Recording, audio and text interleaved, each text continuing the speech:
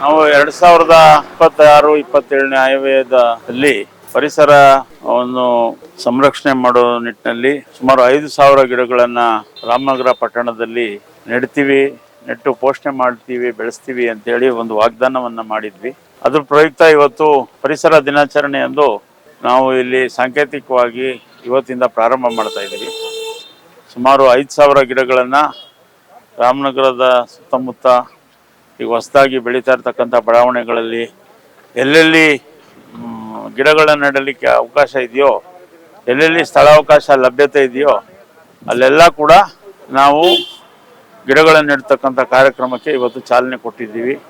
ಸಾರ್ವಜನಿಕರು ಕೂಡ ಹೆಚ್ಚು ಪರಿಸರ ಸಂರಕ್ಷಣೆ ಕಡೆ ಗಮನ ಹರಿಸಬೇಕು. ಯಾಕೆಂದರೆ ಪರಿಸರವನ್ನು ನಾವು ಕಾಪಾಡಿದ್ರೆ ಪರಿಸರ ನಮ್ಮನ್ನು ಕಾಪಾಡುತ್ತೆ. ಪರಿಸರ ಮಾಲಿನ್ಯ, ಪರಿಸರಕ್ಕೆ ಹಾನಿ ಆಗ್ತಾ ಇರ್ತಕ್ಕಂಥದ್ದು ಇದು ಬಹಳ ಮೇಜರ್ ಸಬ್ಜೆಕ್ಟ್.